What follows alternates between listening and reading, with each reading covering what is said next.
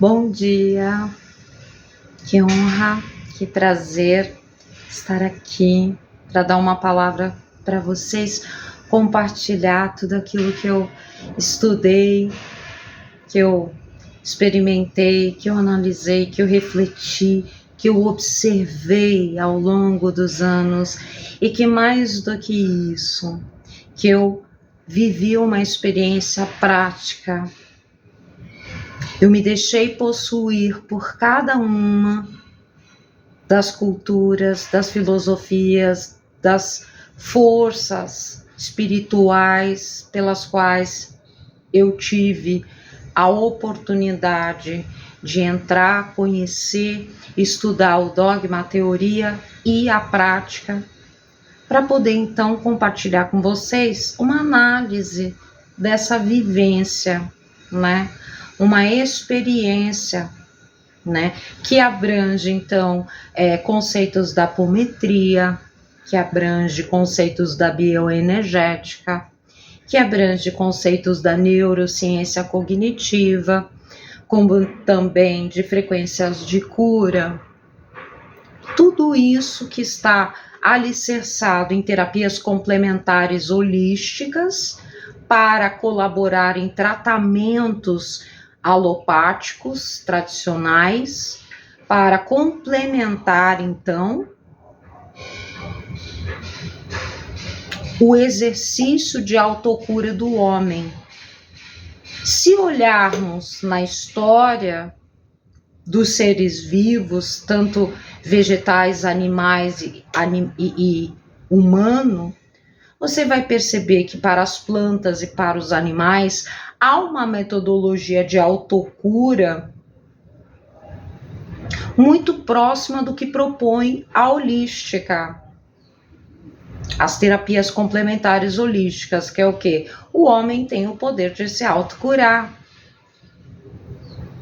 alterando a composição. Então, para as plantas, você altera, você tira as pragas, você retira as raízes apodrecidas, você aduba e você coloca, então, a planta, verificando o que ela precisa, uma oxigenação, clorofila, o que a planta precisa para que ela possa se regenerar. Então, você estabelece ela num lugar onde ela vai fazer o trabalho sozinha. Né? Os bichos, como que você identifica a transcendência do animal? O animal se recolhe, o animal jejua, para de comer, se recolhe, hiberna e se cura, até de ferimentos gravíssimos. E assim deveria ser com os humanos. Né? Os únicos seres vivos que vão ao hospital são os humanos, os animais e as plantas se regeneram no seu próprio habitat com um pouco de cuidado, porque as plantas que estão nas nossas casas a gente tem um tratamento, mas e a mata, né? Vai lá, incendeia tudo, desbasta tudo, devasta tudo, cresce de novo. A não ser que chegue num estado de decomposição de solo, que aí você vai ter que regenerar o solo. Mas se deixar, depois de muitos anos, o solo também se regenera. Então, quer dizer, há um sistema orgânico, terrestre, cósmico, que propicia ao homem, aos vegetais, aos animais e a tudo que há na Terra de regeneração. E compreender e analisar profundamente esse sistema de regeneração é o que propicia para as pessoas um trabalho de excelência em autocura. Eu me propus a falar então de dois autores fantásticos, Mircea Eliade e Carlos Castanheda, e o xamanismo. Por quê? Por que só agora eu estou falando de xamanismo? Então vamos lá. Para quem começou a me acompanhar no ID Humanator, eu estou falando de xamanismo só agora. Mas para quem me acompanha há mais de 7, 8 anos, então vocês vão ver que mais de 10 anos que eu fiz sacerdócio de Umbanda com meu ex-marido no Pena Branca. Vocês vão ver que eu fiz ayahuasca com índios, Tecainã. Vocês vão ver que eu tive várias oportunidades. Eu estive com a Gláucia, uma xamã incrível em Piracaia, né? Então eu compartilhei o caminho quádruplo do guerreiro, do curandeiro, do caçador, que tá tudo alicerçado no xamanismo, né? Mas eu me distanciei de tudo aquilo que tem referência conceitual para trabalhar a desprogramação, para poder trazer para vocês o que seria o retorno ao homem original. E dentro da programação daquilo que eu estou compartilhando para vocês, chega então o momento de falar de xamanismo. Por quê? Então, para a gente entender que a proposta de Humanator é o retorno ao homem original, ou seja, o programa original de um homem na Terra, que é o quê? O homem cósmico. É o cosmos materializado em forma humana na Terra, produzindo e criando, assim como o cosmos, tudo sobre uma potencialidade incrível. Então Jesus disse que o homem faria até mais que ele. E como se dá fazer até mais que Jesus? Estabelecendo então um canal fluídico com o cosmos. E qual é o povo que se mantém até hoje original em sua composição intelectual, racional, social, de hábitos, costumes, língua? Os índios. Portanto, os índios, os xamãs, são a única raça, o único povo que se mantém desde o princípio dos tempos, desde a sua descoberta para a sociedade normativa, originais. Foram os únicos que não foram perdendo a sua composição original desde o princípio dos tempos onde foram descobertos até hoje. São os únicos que resistem ao longo das eras ao projeto original do cosmos para uma materialização humana. No cosmos existem milhares de planetas, milhares de estrelas. Assim como existem milhares de planetas, milhares de estrelas, os povos estão representando esses planetas, essas estrelas, por isso eles são diferentes. E os xamãs, os índios, é o povo que manteve ao longo das eras a originalidade conceitual, programacional, original, cósmica.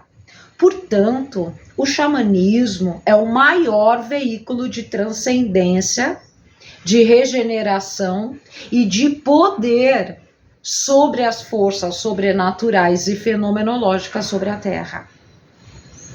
Por terem a sua composição original intacta, em sua maior expressão. Claro, tem uns que hoje usam roupa, tem outros que... Mas a composição, o conceito, a ideologia, aquilo, o projeto original do cosmos para aquele povo continua e permanece intacto ao longo de milhares de anos, enfrentando todas as resistências, todos os combates. Então, através dos índios, o trabalho que o povo indígena faz para o planeta Terra, para a humanidade, é indescritível. Não é à toa que agora estamos sobre uma ascensão muito grande do xamanismo. Então, assim como vemos uma ascensão muito grande do satanismo, porque o satanismo sempre viveu entre nós, sempre teve uma força muito grande sobre a humanidade, de forma subentendida, obscura no subterrâneo, a gente vai ver que tudo que é originário, porque o satanismo é originário. Deus criou a luz e a sombra, o dia e a noite. Tudo que é originário está em ascensão. Então a gente vê uma forte expressão do satanismo, assim como vê uma forte expressão do xamanismo, porque são as duas polaridades em trabalho. E as duas polaridades, sem que se possa compreender de forma racional, estão trabalhando para a transcendência e renovação da Terra. Mesmo que as pessoas não possam compreender essa realidade. Porque esta realidade, ela se encontra num lugar de frequência, ondas, eletromagnetismo e química. E assim como a Terra é inteligente, a Terra promove essa alquimia com essa composição. Portanto, Clarice Lispector dizia, cuidado ao eliminar um defeito, porque ele pode ser o alicerce do prédio inteiro, da casa inteira. Então a gente tem que tomar cuidado, por quê? Porque a gente acha que tem que combater aquilo que é obscuro, aquilo que é o satânico, não sei o quê, e você não compreende que aquilo existe por uma razão cósmica, química, energética, multidimensional, para entrar em composição com a outra polaridade e sobre a união quântica dessas forças, há então um ponto de mutação, como diz Capra, que propicia então um colapso,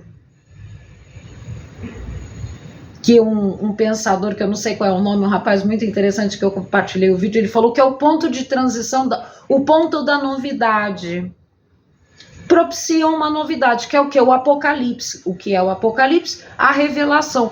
Propicia uma revelação de uma nova potencialidade, de uma nova raça, de um novo conceitual, de uma nova forma de sentir, pensar, agir com relação ao mundo. Então o xamanismo sustenta uma força, um vórtice de transcendência alquímico para a ancoragem do cósmico na Terra para os homens, que é a maior força humana em trabalho operacional. Por que é a maior força? Porque desde o princípio até aqui se mantém composição intacta. Portanto, é o maior vórtice de transcendência eficaz, é o maior vórtice de força cósmica eficaz para os homens. Nós devemos muito aos índios, aos xamãs e ao trabalho inacreditável que eles fazem. O poder que eles têm sobre as estrelas, sobre os planetas, sobre a água, sobre o fogo, sobre a terra, sobre o ar. É inacreditável. Por quê? Porque eles abrem mão de morar nos prédios e nas casas. Porque eles abrem mão de viver com luz. Eles abrem mão de ter televisão, de tudo aquilo que nós somos viciados e não vivemos sem. Roupa, moda. Eles vivem originariamente daquilo que vem da natureza, e eles vivem a natureza como ritualidade. Então, entender o porquê da ascensão do xamanismo e da importância do xamanismo, a importância dos índios para a fenomenologia, para a sobrevivência dos homens, para a sobrevivência da natureza e para a evolução de tudo aquilo que traz transcendência, cura e regeneração da Terra, dos homens e do eletromagnetismo. Então, o xamanismo é a ferramenta mais potente existente sobre todas as outras. Sem nenhuma dúvida, pelo fato inquestionável de se manter original do começo ao fim. Ou aliás, não tem fim. Do começo até aqui. É o fato da originalidade estar intacta nos seus costumes, nos seus hábitos, na sua língua. É o fato da renúncia à evolução criada pelo homem para viver uma evolução criada pelo cosmos.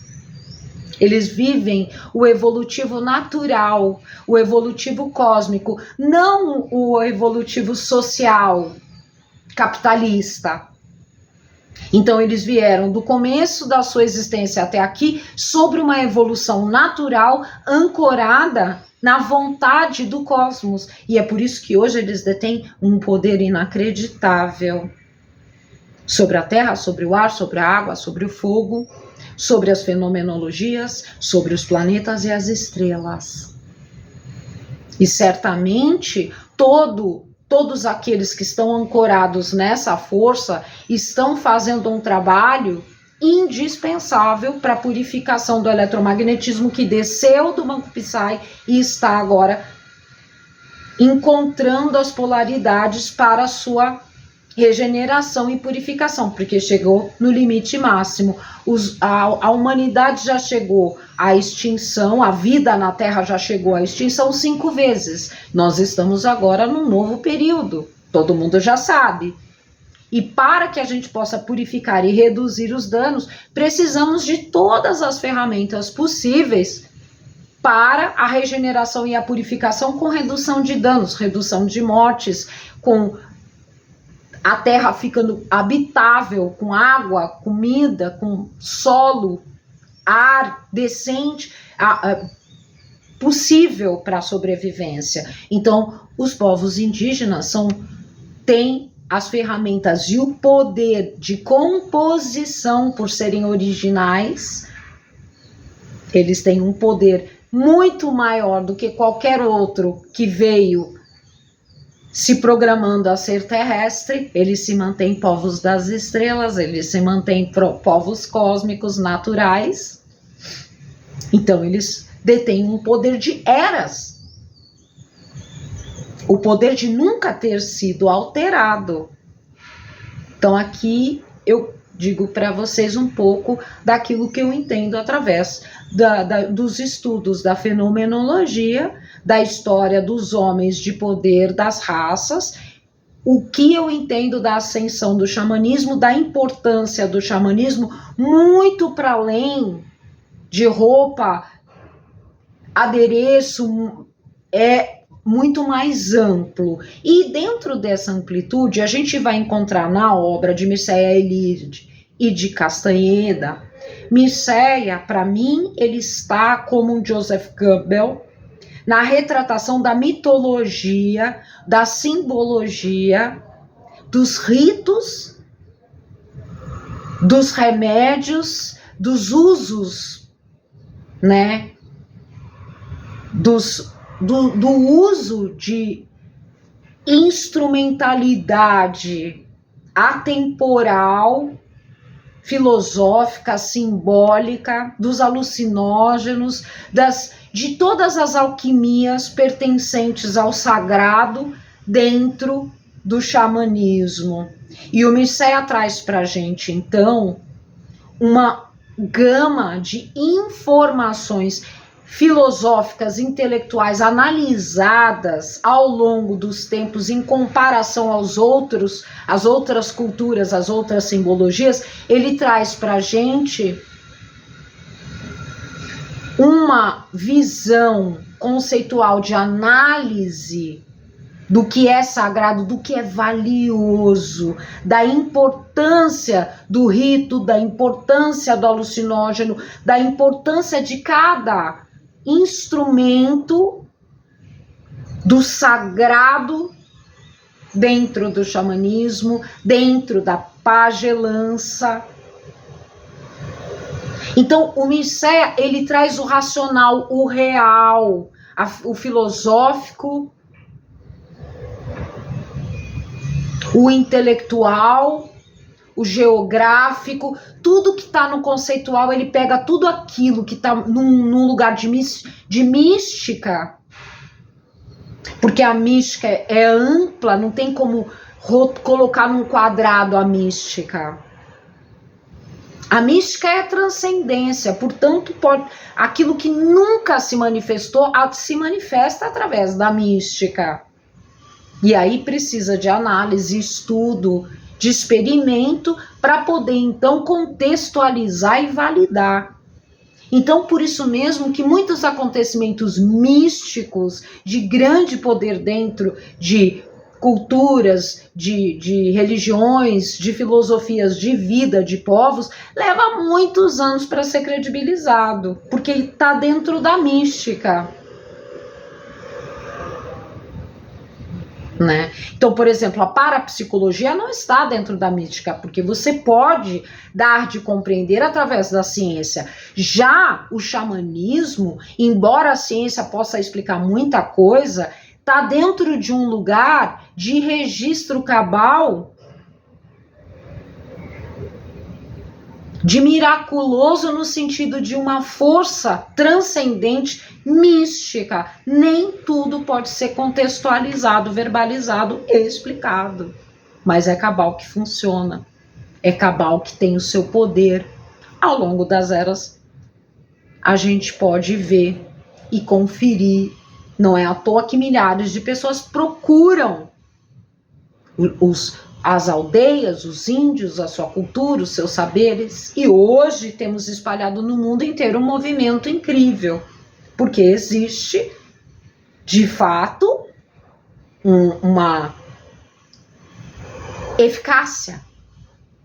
Então, o Eliade, ele traz para a gente, como um Joseph Campbell, o entendimento ao longo das eras da importância de tudo que está pertinente ao sagrado xamã, ao sagrado indígena. E o Castanheda, ele já vai para aquele lugar de lúdico, ele conta histórias ficcionais, aonde ele retrata os ritos, a pagelança. O que é pagelança? Pagelança é o movimento organizado de povos indígenas, de grupos, para os seus feitos, para a feitura de magias cerimoniais, de curas, de consagrações de tempo, consagrações